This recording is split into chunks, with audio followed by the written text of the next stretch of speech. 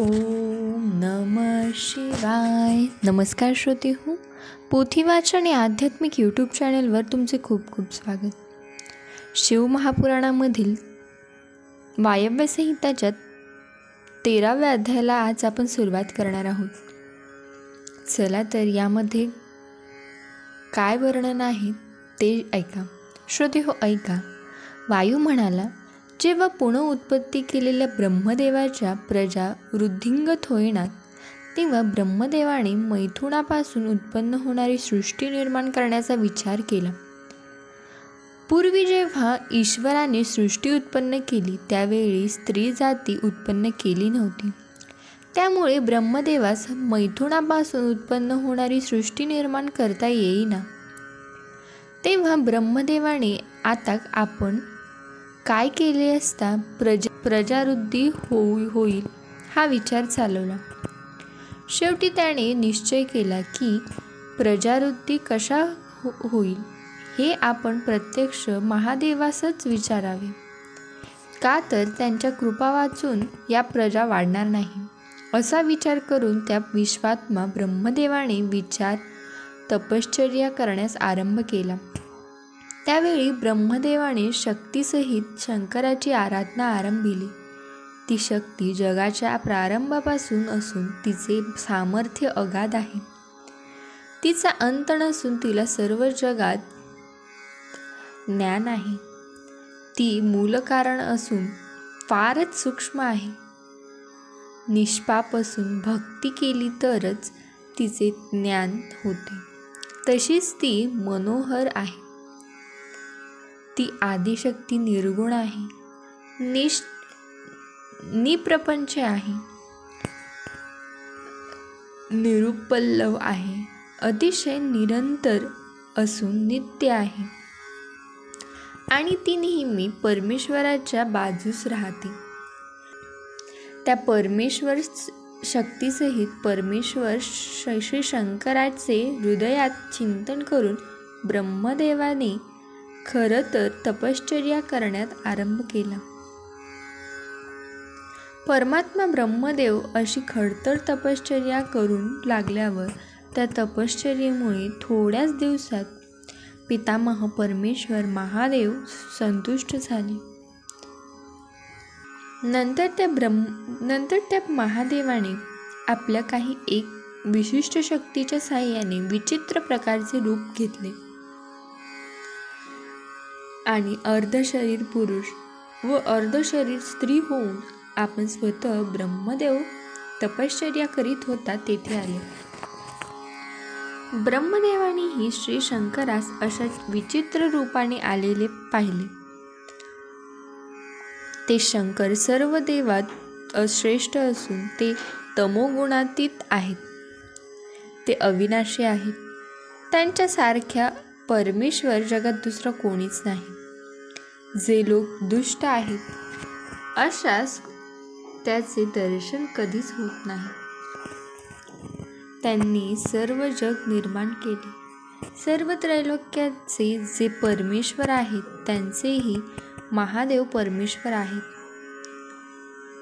सर्व लोकास उत्पन्न करणारी आपली श्रेष्ठ शक्ती तिच्यासहित ते नेहमी राहतात. त्यांच्या अलौकिक सामर्थ्याचा तर्कच करता येत नाही. त्यांच्या स्वरूपासारखे जगात एकाचेही रूपही नाही.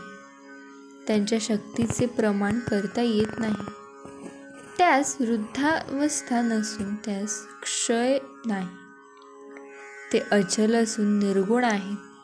शांत स्वभावाचे असून त्यांच्या महात्म्याचा अंत लागत नाही. ते मोठेपणाचे घरच आहे.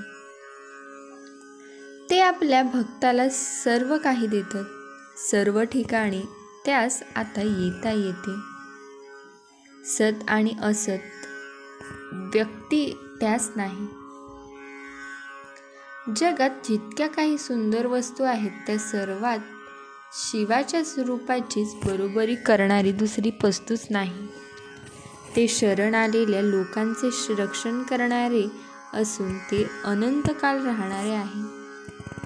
त्या शिवास आपले समोर आलेले पाहताच ब्रह्मदेवाने दंड प्रणाम केला व लागलाच उठून उभा राहून दोन्ही हात जोडले व भक्तिपूर्वक नम्रतेने मंजूळ आणि शुद्ध रीतीने ज्यात शिवाची वास्तविक स्तुती आहे अशा वेदार्थास अनुसरून असणाऱ्या व सूक्ष्म अर्थाला दाखविणाऱ्या मधुर मधुर शब्दांनी शिवाची व पार्वतीची स्तुती करू लागला.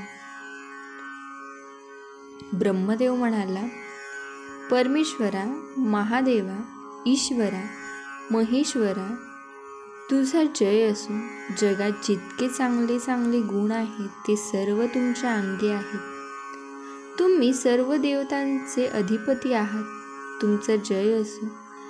हे पार्वतीपते, तू स्वभावतच कल्याण करणारी आहे.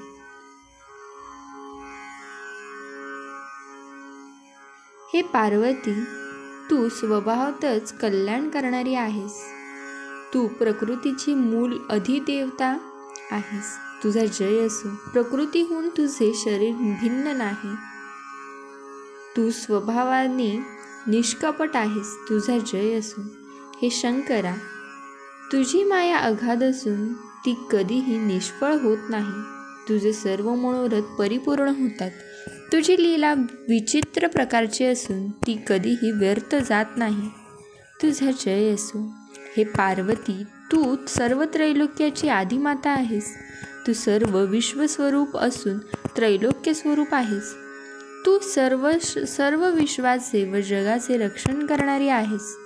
तू सर्व जगाचे व विश्वाचे हित करणारी सुद्धा आहेस. तुझा जय असो. हे श्री शंकरा, तुझे ऐश्वर्य चिरकाल राहणारे आहे. तुझे स्थानही चिरकाल राहणारे आहे. क्षणभंगुर नव्हे. तुझे स्वरूप चिरकाल राहणारे आहे. तुझे भक्त लोकही चिरकाल राहणारे आहेत. तुझा जय असो. हे पार्वती, तू स्वतः स्थूलात्मा, सूक्ष्मात्मा आणि कारणात्मा हे 3 आत्मा निर्माण केलेस. तूच स्वतः या तिन्ही आत्म्याचे रक्षण करतेस. तिन्ही आत्म्याचा तूच संहार करतेस. तू तिन्ही आत्म्याचा अविधेचा आहेस. तू तिन्ही आत्म्याची आदिदेवता आहेस. तुझा जय असो. हे श्री शंकरा, तू कृपादृष्टीने सगळीकडे एक वेळ पाहिलेस म्हणजे हे जग उत्पन्न होते आणि त्याचे रक्षण होते. तू उपेक्षापूर्वक एक वेळी जगाकडे पाहिलेस म्हणजे विस्तवांत जशी मोती जळून जावे त्याप्रमाणे तुझ्या कपाळावरील 3ऱ्या नेत्रातून अग्नी उत्पन्न होऊन हे जग जळून जाते. हे पार्वती, तू देवादिकांनी जाणावयासारखी आहेस.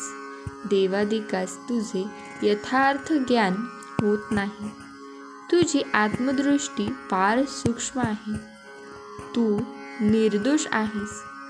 तू आपल्या स्थूल शक्तीच्या अंशाने हे सर्व स्थावर जंगम विश्व व्यापून टाकले आहे. तुझा जय असो.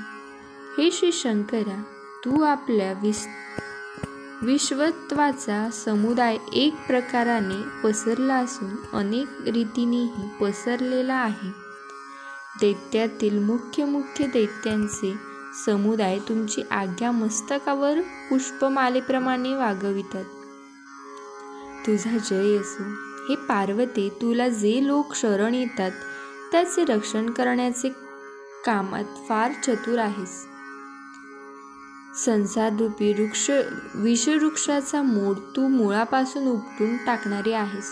तुझा जय असो. हे परमेश्वरा, श्री शंकरा, प्रादेशिक तुमच्या ऐश्वर्याची, तुमच्या प्रकाराची, तुमच्या शूरपणाची फार प्रशंसा करतात. तुमचे जे कोणी शत्रू असतील त्याचे ऐश्वर्य तुम्ही जगाच्या बाहेर घालवून देता.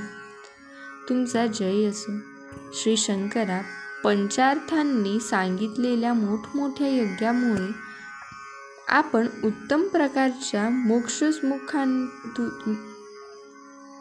मोक्षसुखाचा अनुभव घेत आहात. तुमचा जय असो. हे पार्वती, पंचार्थ ज्ञानामुळे तू अमृत प्रवाह स्वरूप आहेस.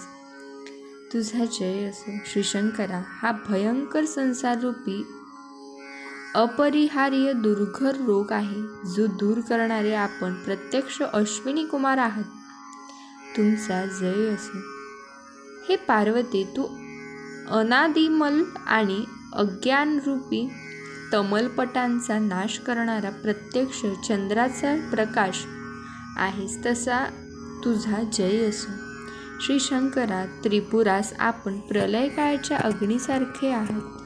तुमचा जय असो.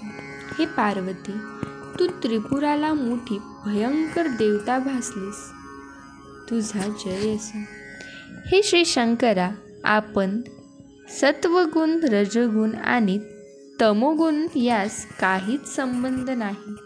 तुमचा जय असो.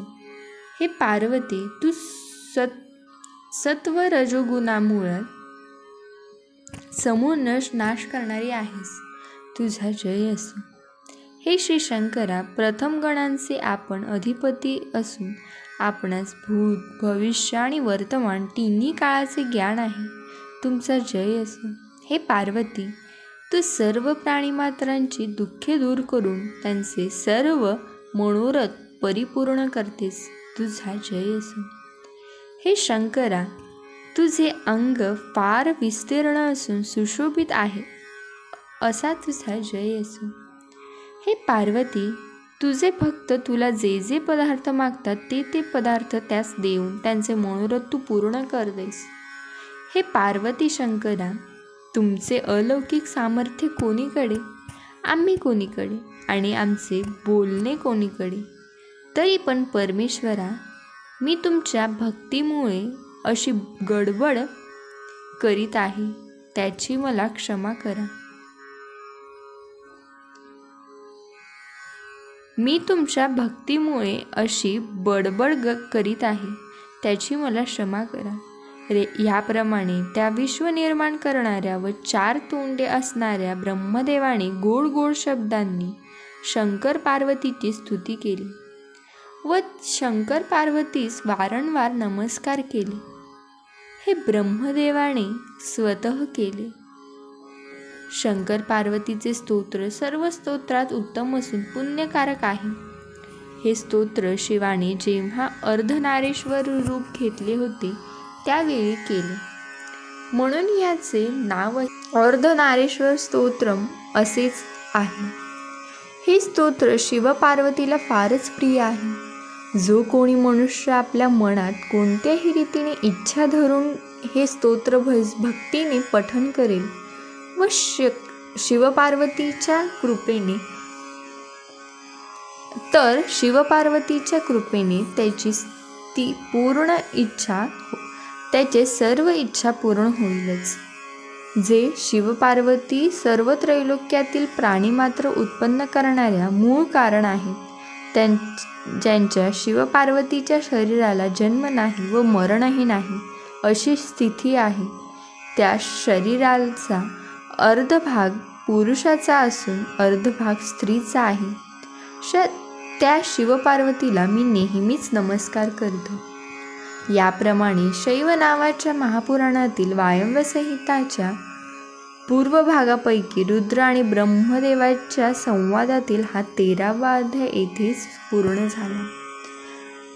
श्री सांब सदाशिवार्पणमस्तु.